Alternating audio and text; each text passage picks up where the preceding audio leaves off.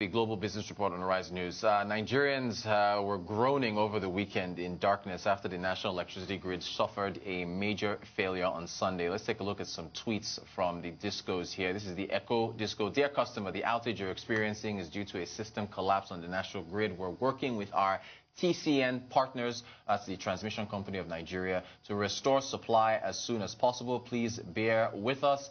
And then from there, I believe the Kaduna Disco, yep, national grid collapse. Dear esteemed customers, we regret to inform you that the loss of power supply in our franchise, Kaduna, Sokoto, Kebbi, Zamfara, as a result of the collapse of the national grid. The collapse occurred around 11:26 a.m. this morning. That, of course, was on Sunday. Joining us to discuss this is Arise business analyst, Chika Mbono. Chika, you're very welcome. Good morning to you. How are you? Thank you so much for joining us. Well, we have a lot to discuss. We'll start off, of course, with the grid collapse, Chika. Again and again, we seem to. Well, I mean, what about the impact? 2020 has been better than 2019 on the grid collapse, because I think 2019 had almost happened about six times. Yes. But you know, the power comes from the GENCOs and then passes through the transmission company, and then to the discos, then get to our homes. Yes. Now, the only way I can explain it for people, for our viewers to understand, is that just imagine in your house when sometimes you overload your generator or other things in your house and it just trips, and you know the whole light in the house goes off. Yes. And then you may have to sometimes even burn some things in the generator, and then you may have to go and repair the generator, or sometimes you're lucky it starts again, it comes up again. That's basically one of the nearest explanation I can give to it. And so, but you see, the transmission network of Nigeria, after the triumvirate of the GENCOs, the transmission company, and the discos, has been known as the weakest link in our power chain. And because of you know, outdated infrastructure, and then poorly maintained infrastructure also, and that has been the bane of our power sector. Again, sadly, billions of dollars, you tell the amount of billions of dollars have been poured into the transmission network of Nigeria, you cry for Nigeria. And because we're suffering in the hand of very weak and then unprofessional contractors in the past who have taken the money and didn't do the necessary work. So the transmission network of Nigeria is very, very, very weak, unstable, and each time there's a power surge, you know, it trips off. So you saw the press release talked about multiple trippings. Yes. Now, in good places, what you do sometimes is what they call a spinning reserve. Spinning reserves, again, let me illustrate it, is like you have a company that has 3 generators, and the power can be supplied with the 2 generators, and the third one is a spare. So occasionally, you shut down the first one, put the reserve on, so that it can give you longer life. You shut down the second one, you use the reserve, so you can give longer life. So that if the 2 that you're using regularly fail, you push in your reserve. Nigeria doesn't have any spinning reserve, so that also affects. So when it's down, it's totally down, and it was totally out of power for the whole country. Oh. Well, I mean, the easiest essay that you can write is the consequences or the impact of this on Nigeria, and I don't think that it requires rocket science. All day yesterday. You know, yeah, same thing. I just noticed it in my house, and then I just noticed that the generator was on. I was wondering why, and that is when I read the papers, I just saw that we are all suffering the same thing in the country.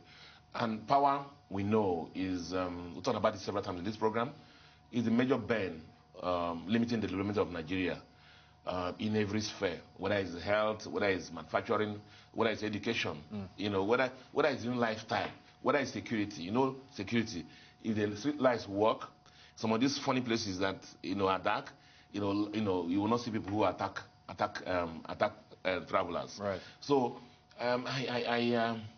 it's just sad for our country. The impact is massive, and luckily I think he came back late yesterday night. Yes. And but as I said, 2020 has been better than 2019, and it is the first system collapse I think we're having in 2020. Thank you, Chika. Also, one last point. Fuel is not 168 per liter. So if you are running your gen when something like this happens all day, there's that increased cost, and then the cost of business is overhead cost power. That's why I said, I mean, there's nothing to talk about this. Right. I mean, I thought I went to one shopping mall the other day where a lot of SMEs were there. And I saw about 10 generators all coupled together with chains, each shop having their own generator. So you can imagine the cost of doing business. Right.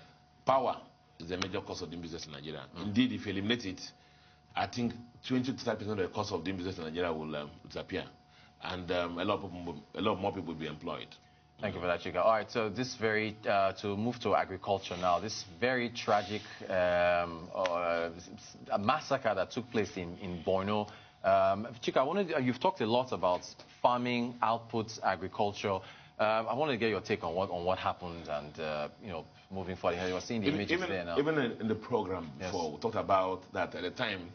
Even then, laughed over it here because, they were paying harvest levies. Yes. To the terrorists. To the terrorists, and to allow them harvest their products. That was even, who could live with that. Who could live with that in the sense that, at least they were going to allow them to harvest. So if they harvest, they can push the food to the supply chain for the whole country to profit from. But now, instead of allowing them to harvest, they were killed off. With the one they were paying levies, at least people can go to the farm. But you can imagine what will happen now.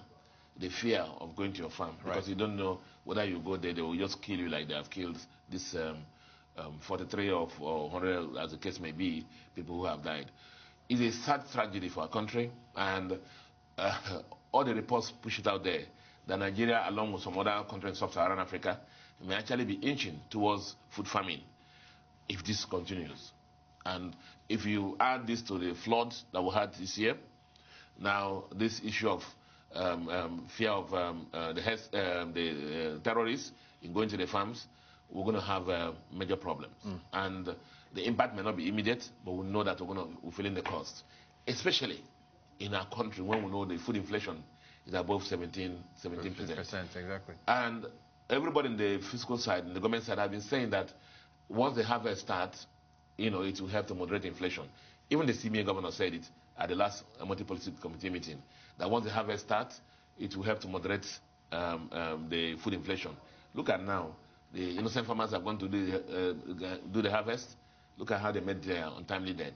So where are we headed as a country? And I can't hazard a guess. Thank you for that, Chika. I want to take a look at this agricultural GDP here. Chika, there's a trend where it looks like, okay, there it is. It's been slowing from Q4, 2.3% output. That's Q4 2019. Q1 2020, 2.2. Q2 2020, I know we're in recession, of course. Q2 2020, 1.5. Now Q3 2020, 1.3. So, I mean, agricultural output, Chika. This is don't lie. At the end of the day, the figures are always, everything shakes hands. And it's not surprising that we're having this kind of figures in our GDP because output is falling. People cannot go to the farms to plant. People cannot go to farms to harvest. Even the roads now. Who wants to fly Abuja-Kaduna Expressway? A lot of the roads, especially in the northern part of the country where our brothers stay, are not very unsafe. Right. So if you want to, get the trucks to go and move products, a lot of people will not go there because there's fear of kidnapping. And so security is a major issue in our country, especially in the agricultural value chain. Harvesting the products, going to the farm to harvest the products, moving the products from the farms, and then moving them down to where they are needed. It's a major problem for our country. And it's going to impact the contribution of agriculture to the GDP. Sadly, this is one low-hanging fruit for us. That's why this is one is almost under our control. Oil prices are not under control. Agriculture is really near under our control. And if we're losing it because of this, what's happening in the country now, I wonder where we end up. Does insecurity, does that impact foreign direct investment as well? Could you say? Of course, yes. Yeah. Of course. I mean, there was this report. Let's even talk about tourism. There was this report I was reading about. I think is it the castle in Kaduna or someone like that, where they killed one of the foreigners. Right. Yeah. I remember that. I remember that. Yes. And then if you're there in Dublin or London or Norway, or planning to come to Nigeria, where you just cancel your flight, and so you find that. If you go to Gambia, for example, you go to the airport, you see the amount of foreigners are there, and they make a lot of foreign exchange from this and create jobs for the citizens of the country. And then we'll have more assets than Gambia. Right. Yet nobody comes here because of that insecurity. Chika, thank you. Okay, to another issue now. The Chartered Institute of Bankers of Nigeria hosted a 55th annual Bankers Awards this weekend. It was headlined by the Central Bank Governor, Governor Mefele. He spoke a lot about the support the Central Bank has, put forward to the country, and also interesting, he had a portion here where he talked about the media and the tone of the media. Let's take a listen to what he said. My appeal to our media analysts is that we would appreciate it that in the course of conducting their analysis of the Nigerian economy, that they should realize that their public comments, particularly if they sound alarmist, create panic in the economic environment. And that to those whose BP are already rising, it could make them fall to the other side. We cherish their counsel, but we appeal to them to be careful in their pungent criticisms, which could hamper the efforts of the monetary and fiscal authorities to return our country and our economy back to recovery. All right, Chika, what do you make of that? Well, I sympathize with the CBN governor because it's like, you're doing all you can. I feel his sincerity. I feel his patriotism for the country to make things work. But I mean, there are facts that are out there. I mean, we had Mr. P2B in the studio in the morning. Yes. And then he told you that he lives in the village. He told you also the relationship with so many SMEs. And we don't need to create panic. No analyst creates really panic. The issue is that the people outside there feel the heat every day.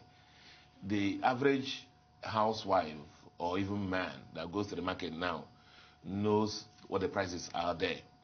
And when he asks the prices, if you go to buy a market to buy some fabrics now, and something he bought 3 years, 4 years he bought 10,000 before, you go now they tell you 20,000. You ask what is it?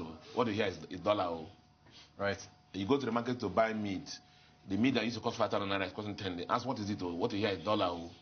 So it's not for the analyst to cause panic. Right. It's not the issue.